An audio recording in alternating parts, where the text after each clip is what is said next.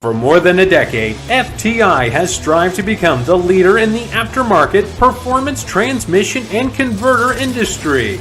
We've joined forces with McLeod Driveline Components under the leadership of Top Fuel Funny Car pilot Paul Lee, and now have a larger distribution network, more resources, and more power.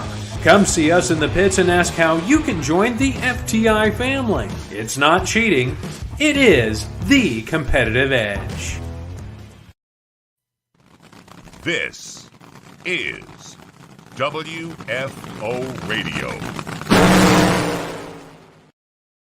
Hey, everybody, WFO. We are going to hear from the Pro Stock winner at the Amalie Oil NHRA Gatornationals, Dallas Glenn, just seconds from now.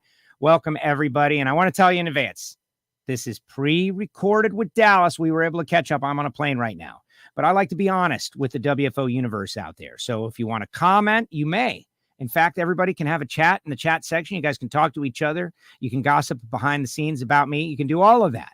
But I'm not answering you because I am not actually here. It is now yesterday, right? But I didn't have to tell you that. But it's just the right thing to do. It's the right thing, folks. All right, before we get to Dallas and talk about his big win, fifth career win, let's talk about the people who make it possible. You already heard about FTIperformance.com, Paul Lee's company, bracket racers, .90 racers, donk racers, mega truck racers, all use FTI Performance. They're located in DeLand, Florida, and they do a great job for over 10 years. But also Total Seal Piston Rings, the leader in ring seal technology, TotalSeal.com. Matt Hartford, Keith Jones, Lake Speed Jr., the whole team over there at Total Seal, working very hard at the track to help people understand like RPK, VPK, bore surface, and why it matters. And their rings are thinner now than they've ever been before, but they last longer. How do they do that, right? There's a science to it, and you can unlock the hidden horsepower by going to TotalSeal.com. Very important, TotalSeal.com. And there's a podcast, Hidden Horsepower. Check it out. Also, samtech.edu. Who's the next generation of people that are going to do all this work, right? The next generation of people that are going to be hands-on, building engines, doing machining, working machines. They are working at Samtech. They're going to school at Samtech. And if you think that's you, and if you'd like an education and a connection to maybe even a job once you graduate, call Brian Massengill. Go to samtech.edu today. Frank Hawley's Drag Racing School, the Dragster Adventure at frankhawley.com. Tell them you heard about it on WFO, out there letting you drive dragsters with zero investment other than the price of admission. No helmet. You don't have to buy a helmet or a jacket or any of that stuff. Frank provides it all. Courses start at $399. I think that's a steal. And then Marvin Rodak. If you love coffee, oh man, when I'm at the NHRA, out at the events, it's the best. The one thing that I miss is my Rodak's coffee. 817-924-6821. That's RodaxCoffeeandGrills.com. Later on in the show, I'll tell you how to become a Patreon, become part of our VIP listener club. But right now, it's time to go out to KB Racing and speak with now a 5-time Pro Stock winner.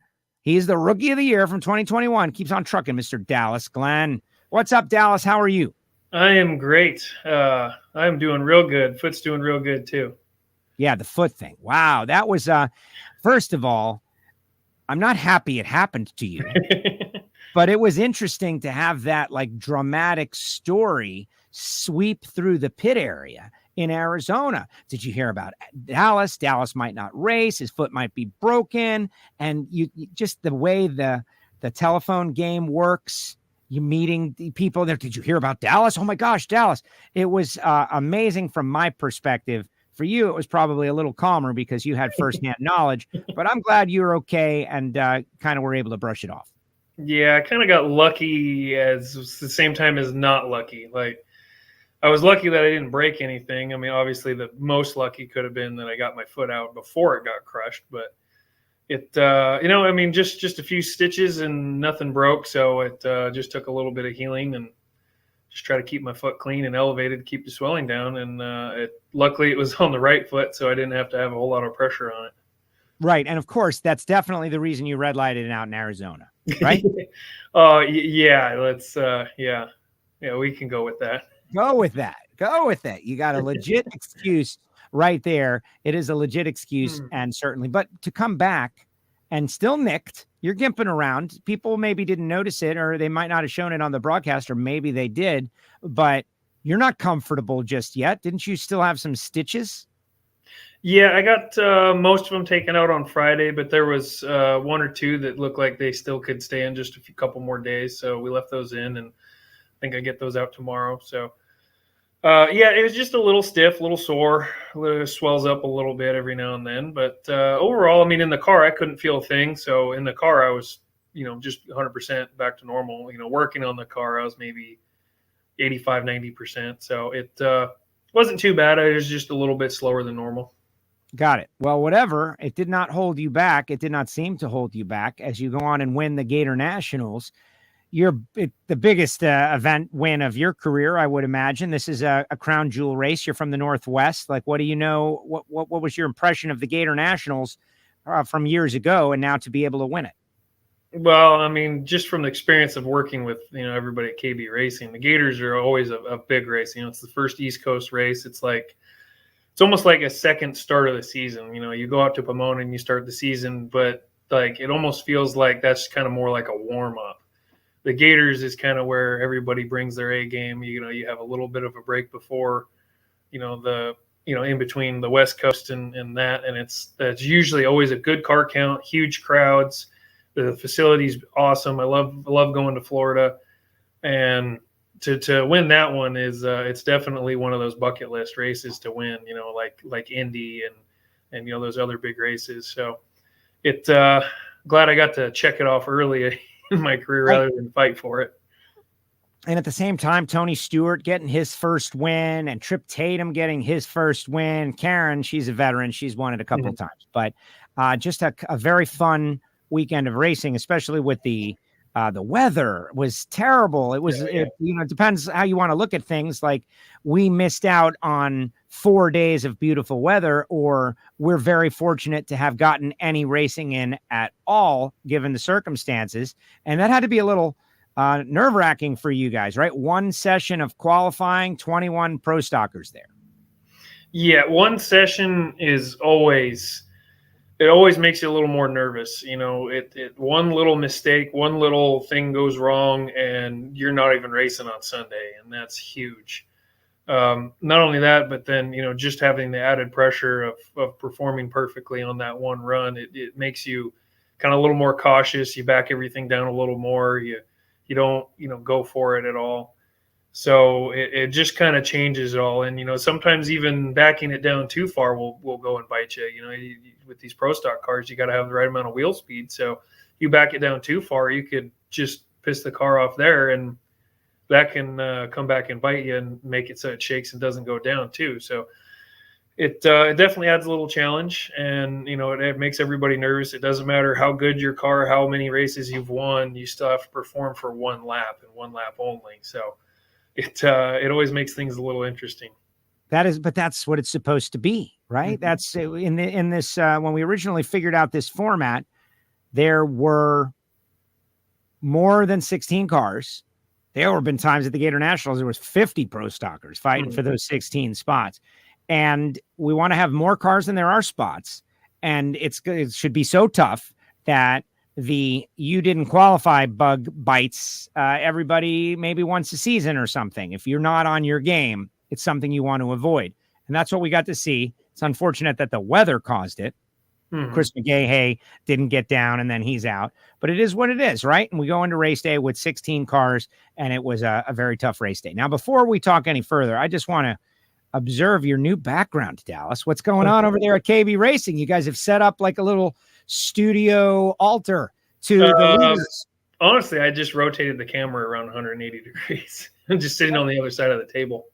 But that was genius. Like, that's so much better than the other side. Look at that. We got Jason, we got Greg, we got hats, we got the hero cards. It's like, it's exactly what it should be. Good job. See? Yeah, no, always try to make it look good in the background. The background's got to look good. Everybody looks at the background. I got a buddy of mine. He's like, nobody looks in the background. Like, I look in the background. I'm looking at everybody's stuff. What's on that table? What's over there? What's he got? What can I see that I'm not supposed to see? That's my methodology when I'm all on the news, everybody's using this Zoom thing now. I'm always looking at people's houses, how they're decorated. So, of course, good job. Okay, let's talk about the race. Nobody cares about any of that. Round 1 versus Troy. That was shaping up to be, a lot of people thought that should have been the marquee matchup, and I think it should have been. Our methodology for marquee matchup is multifaceted, and we kind of wanted to showcase Camry and Christian and give them an opportunity to battle it out, right? To see how they would do. Mm-hmm. But you and Troy, that was a serious matchup there. Tell me how you approached the race. Coming into that, knowing that we're going to be first pair, I was at least glad that I had lane choice. First pair is always it's kind of like that one run of qualifying that you get. It's always first pair. The track's usually not quite as good, so you have to back it down a little bit. And, you just go up there and hope that you brought enough and that you kind of hit it right. You have no indication of cars going before you. You have no warning of maybe any last second changes. Let's just make the best guess we can and go up and see how it sticks. And first round was also interesting because when I went to fire it up, it actually backfired and then didn't want to fire up after that. So once I finally got it cranked up and running, it didn't seem like it really wanted to run for a few seconds. And then ended up, while I was rolling up there trying to keep it running, I was completely forgot to go from first to third to start my burnout. So I ended up doing a first, second, third burnout instead of a third, fourth, fifth burnout. And I realized it pretty quickly into the burnout and then just tried to get as much out of it as I could before it stuck the tire. So it just kind of added a little bit of oops and, a little bit different. And, when I backed up, I just kind of had to forget all about that and just try to do my job the best I can and hope that it didn't completely screw anything and, go blow the tires off or something because I didn't get a good burnout or, anything like that. Especially because first pair, you got to lay the good rubber down right where you want. So on that note, okay, so we were on that and I was watching and I, saw the intense look, but had no idea like what that could have been. It just seemed like it popped. And I've been noticing that backfire, it happens every now and again, but this time it wouldn't refire. And it did. It was running rough, but then it kind of cleaned up and you went down the track really quick. And, I talked to the guys afterwards because, Reinhardt's like, what was that? And they were like, it's nothing. It's nothing. Is that, too much fuel? Does it have to do with the fuel injection, the weather being so out of control, good and unusual for you? Could have all of those things been combining for that? I'm not 100% sure. That's a better question for, Dave Connolly, because he's the one that's actually tuning my engine. I would think that it might have something to do that the weather was so good. We may have kind of just been in a different area than we normally are. Kind of, most of the time we got like similar conditions. So we kind of know exactly how much, idle fuel and all that we need. But it could have just been that we were just a little bit off on that one. And either that or maybe it's possible there could have been a slightly leaky injector that leaked some fuel in there. So there's all kinds of different things that could have happened. And I'm not really sure, I usually don't have that problem too much. It normally only backfires on me maybe once or twice a year. And it seems like it happens to other people a little bit more often. So not exactly sure what causes it, but just learning what to do when it does happen is the biggest key. We have noticed you referenced the, I'm sure if, we were taking chat today, people will be asking about the burnouts. I have noticed that everybody pretty much does their burnout differently. Like everybody talks about the pro stockers being the same. Some people seem to be holding it in maybe even only one gear. Some are doing 2 gear. Some are doing 3 gear. Is it just preference? Is it have to do with the engine? It's something we want to feature on NHRA's social media because the burnout procedure seems to be very varied amongst the teams. Elite, KB, McGahey, Southwest, even Titan. Everybody's doing something different with their burnout procedure, which I actually think is very cool. Yeah, it's the burnout's actually one of the hardest things to do consistently in one of these cars. It's entirely a feel and a finesse, and there's really no kind of set way to do it exactly the same every time. It's entirely on the driver. And then it also changes for track to track and how the track is prepped, because there's some tracks you go to where it feels like you can do a burnout all the way to the 330, and then other tracks you're struggling to get it started and get to the starting line. So it's always a little bit different. And I usually do my burnout from third, fourth, fifth, and then let go of the line lock and roll forward. I know other drivers that like to start in second just because it's a little easier to get the tire started and you're not as likely to stick the tire or anything. I know that some drivers sometimes might just stick it in fifth and hold a burnout chip and then just give it plenty of throttle. But we usually don't do that here. They feel that it might just be a little hard on the engine, but I know other drivers have done it for years, and not had any issues. But I don't think they sound as cool, honestly. No. Yeah, the burnout's one of the coolest parts in those things, and it's the hardest thing to hit your spot dead on. That's why we have the guys standing out on the starting line. We're trying to basically hit them with the edge of the tires of the goal. And it's, they move around a lot. We're not allowed to hold the cars anymore. So they can definitely move around. Some tracks and some lanes are worse than others. And it's funny, people see the cars do the burnout, and I've heard, and you just kind of reinforced it, that a burnout in a pro stock car is very, very challenging to do, period.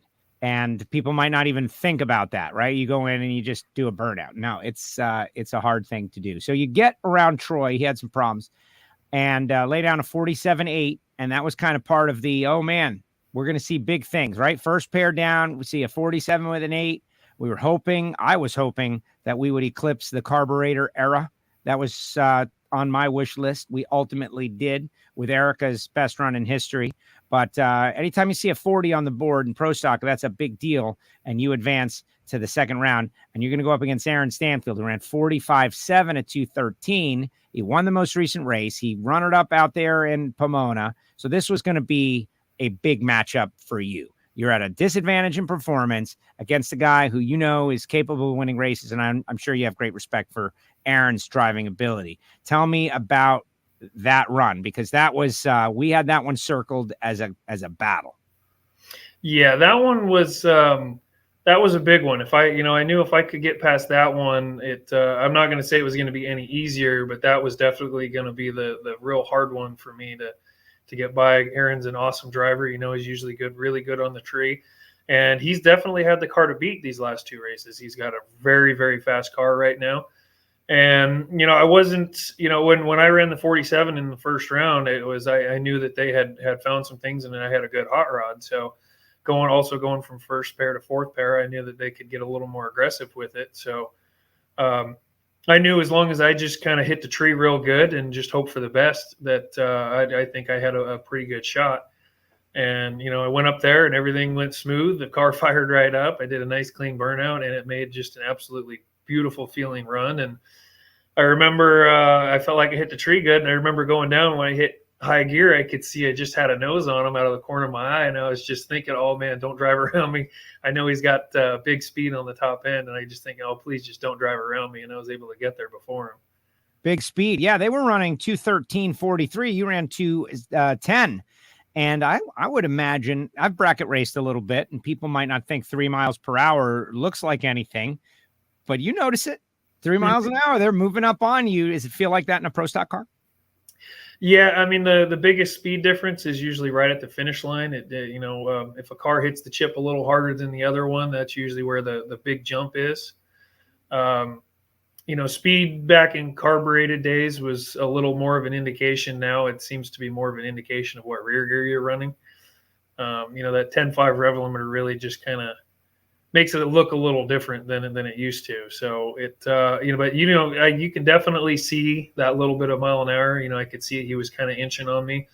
He's got big mile an hour at half track as well. He's definitely got a very fast car right now. We need to watch out for him. Right. So on that note, though, I'm sure people are like trying to figure that out, because there wasn't a rev limiter before. And so you could just pull hard all the way out the back door, Jason Line racing, right? Like just 12,000 RPM or whatever it was. Now you want to hit that rev limiter where, like on the 1,319 foot mark, right? Like that's kind of changed the way you strategize with your horsepower.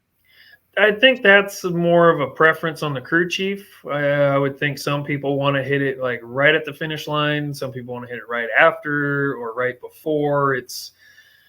That is an argument that's up for debate. I think I don't really know if there's one that is better than the other. I would think that's probably someone can answer that with a little bit more knowledge of it. I know at least in that week, in this last weekend, I was hitting it just barely slightly before, which is why I was down a little bit on mile an hour compared to some of the other guys. But, at half track, car was still running very good. So I wasn't far off of them.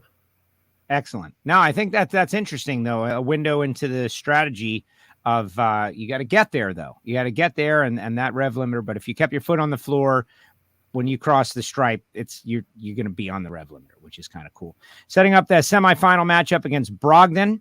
Brogdon's got a very fast car, and you were explaining the car shift to me out in Arizona, that the car that you ran last year that won Rookie of the Year is back at the shop. This car is Greg's. Just tell everybody what the deal is so we can understand. Brogdon's car is a different car. There's like musical cars at KB, but you knew you were going up against Brogdon and a very fast car. Yeah, I know Brogdon's car is very fast, and especially if when it makes a run, it can run with anybody. And it's actually what I was thinking about when I had to race him is the Q1 in Phoenix before I dropped the car on my foot. I was up against Brogdon, and I think I was 009 and qualified top half, and he beat me in every way. He was a couple thou faster than me, and he was 004, I think, on the tree. And I remember I killed the tree, and I was making an awesome run, and then I hit high gear. I look over, and he's ahead of me, and I'm like, oh, geez, he's on a run. And so I had that in the back of my mind. I know that he's been pretty good on the tree lately, and he's got a very fast car. So I definitely could not relax at all. I had to treat him just like I had to treat, TJ and Aaron and Erica and Greg, or anybody that you race in pro stock nowadays. And, you can't let up at all for anybody. So, when we went up there, and I can't remember if I had lane choice or he did, but I ended up taking the right lane out of every single run. Yeah. It seemed like whenever I had lane choice, I was going to the right lane. And whenever they had lane choice, I was in the right lane anyway. So it kind of kept everything the same for me. Even though the final worked out, I can tell you that the right lane was probably not where I would have wanted to be, because that sun was just brutal on the tree. But, we were able to get by Roger and then race against Kyle in the final there. And I can't tell you how many times I've raced Kyle. I don't know if it's up to 11 or 12 now. Yeah, what's up? I mean, I like it. I think it's great because we're showcasing you guys as the the young guns of pro stock at KB Racing. And Kyle, everybody knows that he's a great personality, great guy, like nice person, good person, as are you. And you guys can't get away from each other. But this is how you want to do it in the final. If you're going to do it, the final round is to do it. He left on you a little bit. Others were having big problems with the light, like Tripp and Doug Foley, huge problems with the light on the tree. It's just at that time of the day in Gainesville, where the sun is, where the shadows are, it makes it very challenging to see. You still hit it 41. He was 25. But he made a hard left-hand turn. I don't know if you were able to notice that or not, whereas you were straight and true, and you were able to get down through there with another 48.6 to win the race. Yeah, I mean, it made an awesome run. And I remember sitting there kind of just, I make sure all the switches are good while they're doing the wheelie bars. And then I just kind of sit there and just kind of try to relax for a second and put everything behind me. And I remember looking at the tree thinking, man, I wish I had sped my clutch pedal up, because there's no way I'm going to be able to hit this good. And I just, when I rolled in, I knew I was extra shallow, like it almost flickered. And then I just tried to be as light as I could on the pedal without it coming up. And I almost felt like I almost anticipated it, kind of like you do when you go red. And when I hit it, I thought, oh, okay, that was green. That had to have been good. And I was a little surprised when I saw the 41 on the slip. I was like, man, the sun definitely got me there, because it felt way better than that. And, every now and then I miss it, but typically, usually when I'm, 40 or 80 or whatever on a tree, I usually, I definitely missed that. I didn't get it good, but that time I felt like I got it good, and it still came up late. So it happens every now and then. And luckily, it was enough to get around Kyle. He did make that really hard. But, he tried telling me on the phone afterwards when we were driving home that he's like, "Oh, it didn't go that far left." And I watched the video, and I'm like, "Yeah, it did. It went way left, and he did an awesome job bringing it back." He did. That was a good driving job to even stay with it. There have been people, and rightfully so, it's the final round, but there have been people who have gotten that out of the groove and they push in the clutch. Like Kyle was trying hard to win it. It was a close race, put on a good show. Yeah, no, it was a really close race. And the whole thing with the sun again is, once again, I got it into high gear, and out of the corner of my eye, I can see his nose. And at that point, I couldn't really tell who was in the lead. I knew it was real close. And when I went through the finish line, I thought I saw my wind light come on, but I couldn't tell. And when I glanced in his lane, it looked like his light was on. And he had the exact same problem. He thought his wind light was on, but he couldn't tell. So when we went around the corner, there was some confusion. He went over to the right, and I ended up almost running over his parachutes. And oh no! And then we just had to gauge on who won based on where all the media was going for which car they were going. So I had no idea when I made the corner. For at least a few seconds there, I was pretty sure that I had lost, and if I had lost, I knew it was going to be really close because I think it was only 11th out at the finish line. Wow, I've seen Jason get his parachutes run over at Gainesville. Not a good thing. Yeah, it's not good to run over another guy's parachutes. They usually don't like it very much. They don't like it because they stop fast, and it's not good. Talk about eating the steering wheel. And you won the race, the Gatornationals. It's a huge deal. And we got to the other end of just a grueling, difficult, challenging race. The fans were loving it, though. It was tremendous. And you got the 5th race win of your career. Aaron Stanfield continues to lead the points, though, but I'm not really even talking about points for a while. What I want to talk about, first of all, you mentioned the clutch pedal. And I know the listeners out there, and as much as they're probably commenting, I don't hear pro stock racers talk about their clutch pedal, speeding it up and slowing it down, unless I'm talking to Erica. She's the one who talks about that on a pretty regular basis. And I'm wondering, is that something that everyone is doing now? Or is that something that a select couple are doing now?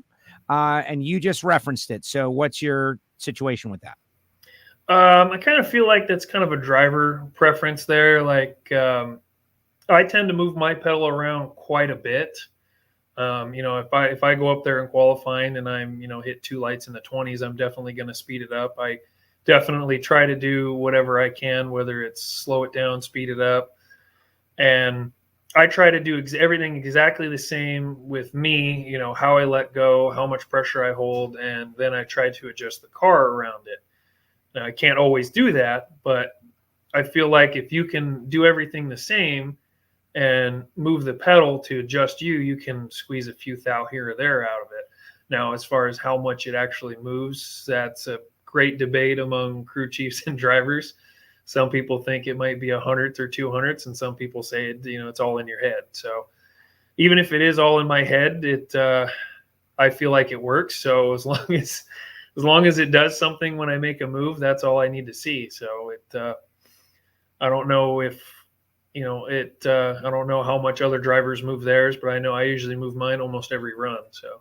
Interesting. No, it's great. And the first I ever heard of that was Erica, and she was real honest for many years. It's been years now since, and I think everybody knows the deal. You're doing it now, and both coming from sportsman racing backgrounds, right? And bracket racing. And that to me is like a bracket racing thing where the driver has to be the same every time, and you can adjust other things to accomplish that goal, whether it be a delay box, you're changing numbers in there. You want to let go the same every time. And it clearly works, right? You're a very strong lever. All right. 4 wide is next. That's kind of interesting. 4 wide is next. I was just having a conversation with a couple of guys. They asked me about whether or not I like the 4 wide. And I said, yes, because we do it only twice a year. And it's both at the beginning of the year, and it kind of mixes things up, like it's a different, and it's packing the house in Vegas. Like I'm pretty confident we're going to have, nearly full grandstands out there to watch 4 wide, which wasn't always the case in the spring race. What about you? 4 wide pro stock race? Well, statistically, I have a pretty good average in 4 wide.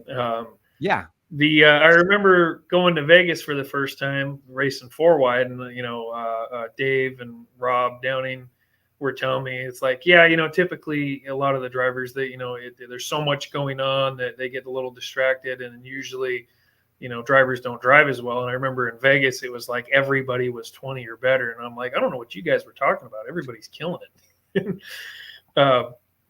So it seems like the 4-wide, while it can throw in a couple shenanigans every now and then, and crazy stuff happening and people leaving early or getting timed out, it is a little nice to do something a little bit different every now and then, but it definitely adds a different challenge for the driver. I know that technically I'm kind of I take a little bit longer than the average driver to stage, and I'm just trying to be extra careful. I'm not trying to hold anybody out on purpose, but for that race, I usually I try to speed it up just a little bit so I don't get hung out and hang somebody out or get timed out or anything like that. So there's just small little differences that every driver, they're going to do a little bit differently at this race. And you never know what's going to happen in the 4-wide. You got 4 cars up there and you got to beat 2 of them. That's it. Right. It's just very different. It's visually different. It's a spectacle for fans who have never seen it. It's a reason to go to the spring race and not the fall race, or vice versa. I think you should all go to both, of course. But it's interesting. I think it's found its place. And yeah, you did win out in Charlotte last year. That was the first big win. And that's where John Force got to meet you, I think, for the very first time, right? Was that you and Force? And he's like, wow, this is a good looking kid. And he did his whole John Force thing with you. He's old and you're young and all that. Anything we didn't talk about that you want everybody to know what's going on out there in KB Racing and with you and your dad, working on the car? It's kind of cool to watch that you're, on the other side of one of the trailers some of the time. And it's pretty interesting. And did you get vengeance on him for dropping the car on your foot? Yeah, I can't really blame him for dropping the car on my foot. It was my own fault, really. I just wasn't paying as close of attention as I should have, and didn't notice that the lock on the Pro Jack wasn't all the way up when it should be. So that was all my fault. Sorry, Steve. I was joke. I was just kidding. Yeah, funny. But we after being in the back of the KB pit behind Greg and Kyle, now I have my own pit spot on the other side of Kyle's trailer now. So I have my own awning and my own pit spot. So this was the first race I got to set up my brand new awning. The awning poles got kind of stuck in a snowstorm, and I didn't get them in time for Phoenix or Pomona. So it was nice to kind of have my own pit this time and have everything set up kind of the way it's going to be all season. And it made things a little nicer, a little easier. I got a little bit more room. I don't have to wait for another car to move out of the way for me to go to the lanes. I could kind of just do my own thing. It was real nice, and I got to see a lot more fans being up front rather than in the back, and that's always a great thing. I love all the fans that come up and talk, and I'll always talk to as many of them as I can. So if you're out at the races, come up and say hi. Well, and that's what I wanted. As you started to talk about that, I wanted to ask that you are that guy, right? And I would imagine that you are not going to forget that anytime soon. You've gotten to 5 wins in Pro Stock pretty rapidly. But what is the engagement like with the fans? Like, are they starting to know you? Are they starting to like you? Are you building a base? What's that situation like? Because you're working. You are working on your car a lot. Yeah, usually my hands are always dirty, so I don't get to shake too many hands. But I have noticed that a lot more people, seem to cheer when I drive by, or a lot more people come up to the pit, and that's a really cool feeling. There's a lot of people out there that are fans and watch me race. And I've a lot of the bracket racing stuff, usually the only fans that you get are people that are racers themselves that are watching. So it's a little bit different feeling, a little bit different experience. And I think it's a feeling that you can't really describe, that people are coming out and paying and watching on TV just to watch you and all these other drivers race. And we go from track to track, and people might wait a year just to come up and say hi and take a picture with their favorite driver. And to be one of those drivers that maybe somebody's looking up to it's definitely kind of surreal. Absolutely. It is. And I don't feel it like you feel it, but I see it too, right? People they recognize you, they see you somewhere, they're into it. You're a mini celebrity, which is cool. And then we go outside the track and nobody knows anybody. Yeah. But that's which is great. Especially with Greg. People still recognize him when we're outside the track. Either Greg and Jason, they get recognized out at dinner all the time. Oh, right. Well, they are big celebrities. You saw what happened to Greg on the airplane on the way back from the finals. He got spotted by the pilots and they shouted him out and everything. It was a very big deal. It was a very shocking development, what was going on. Dallas, congratulations on the win out there at the Amalie Oil NHRA Gatornationals. Big deal. Hopefully you get all healed up before Vegas and you go give it a ride again. Pro Stock, how great is Pro Stock right now? It is just so awesome to see what's happening. And I think there's more coming. I know that Titan Racing Engines are very serious about maybe bringing out another car, and you guys have got a lot going on. Quadras are trying to get their deal going. It's going to be a fight all year long, and you got one on the board. So great job. Congratulations. Thank you. Thank you for having me on here. It's always a pleasure to be on WFO with you. Awesome. Hopefully I get to be on here a whole bunch more this season. And you control it. That's the best part about it, right? Like the day that I don't like Dallas anymore and he wins, he still comes on, but that's not going to happen. Dallas, say hi to Sadie as well, doing a great job wearing the hat. She does a great job. And she's such a behind the scenes gal though, right? She doesn't even like when we try to, pump her up. That's not her deal. She's a PR person through and through. Yeah, pretty much the majority of PR people are like that. Their job is to not be noticed. Their job is to get other people noticed. And it's too bad, Sadie. You're going to be noticed. It's absolutely true. Well, for those of us who appreciate them, it's kind of fun to make sure they get noticed a little bit. And I know Jason Logan always does that, and I like to do that. And Sadie does a great job. She's got many, many other teams other than you, by the way. Yes, she does. She's hustling. She's always busy.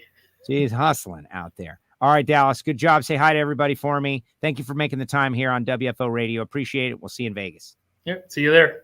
All right, Dallas Glenn with us here on WFO Radio, Pro Stock winner at the Amalie Oil NHRA Gatornationals. Pro Stock is so great right now, guys. It's so great what's happening in Pro Stock. And I see, some people leave the grandstand, but really, once they're gone, you look up at the grandstand, that's a big crowd. That is a big crowd for drag racing. And the more that we showcase these guys and girls out there in Pro Stock, the more people are going to get it. They're going to realize what's happening in Pro Stock, how great it is. All right, final thoughts before I get out of here today. I want to thank you so much for watching the show, checking out the show, even though you couldn't comment. I got a last-second opportunity to do something I've never done, and I took it. But at the same time, we can't not have WFO because that would be crazy. And so instead, we are able to do this. And thank you for dealing with it, right? I appreciate you. And big thanks to our sponsors, the people who make it possible. And it's very interesting. We're going to have something new to tell you about very, very soon.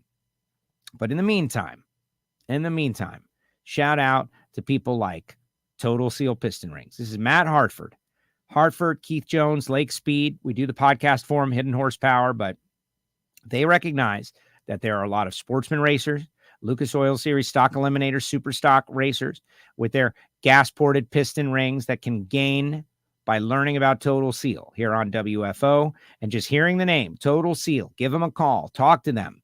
They can help you. Find that hidden horsepower, regardless of the rules package that you're dealing with. Go to TotalSeal.com and FTIPerformance.com. Transmissions, torque converters. They have their own fluids. They've got everything. Greg Samuel started the company years ago before Paul Lee purchased it. And now it's part of the big McLeod family.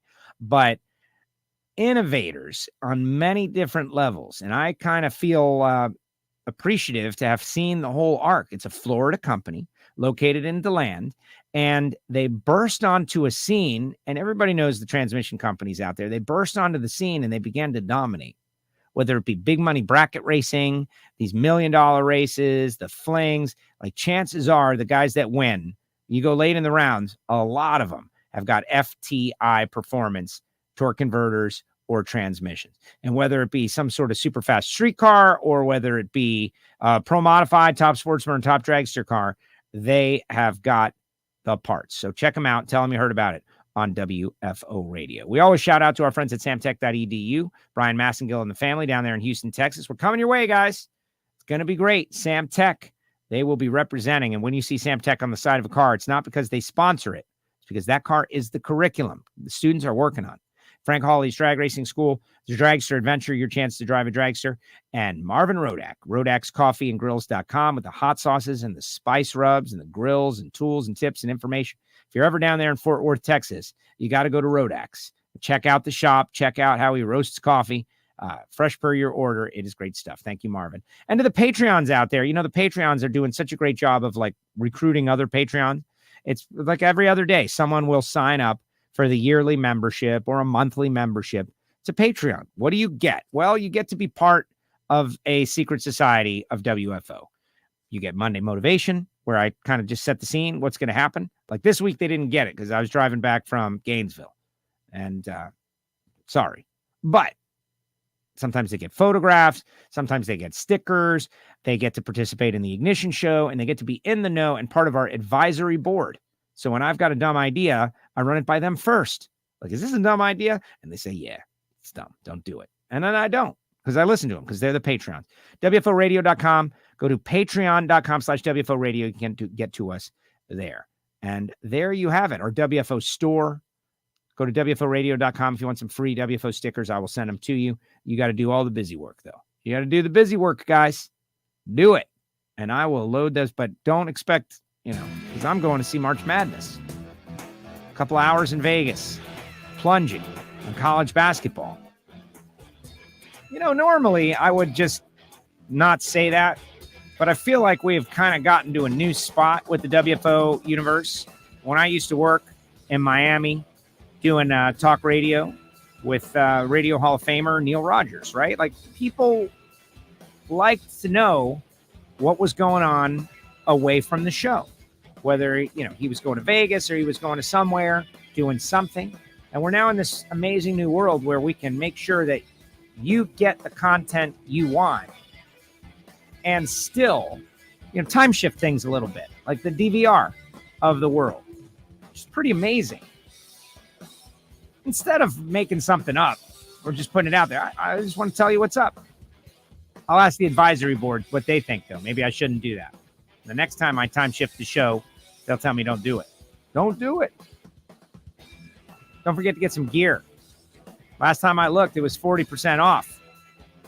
The store is on WFOradio.com. Everybody likes this one and this one. Appreciate everybody running WFO stickers on their cars. Dallas Glenn, Sadie, everybody who supports the show.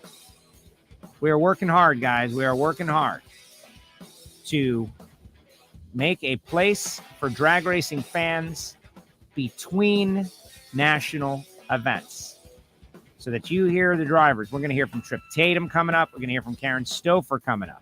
We're going to hear from Hulk Hogan coming up. If you didn't hear from Tony Stewart, he was on yesterday, pre-recorded from the Winter Circle. It's pretty great stuff. All right, guys, out the door. See you next time.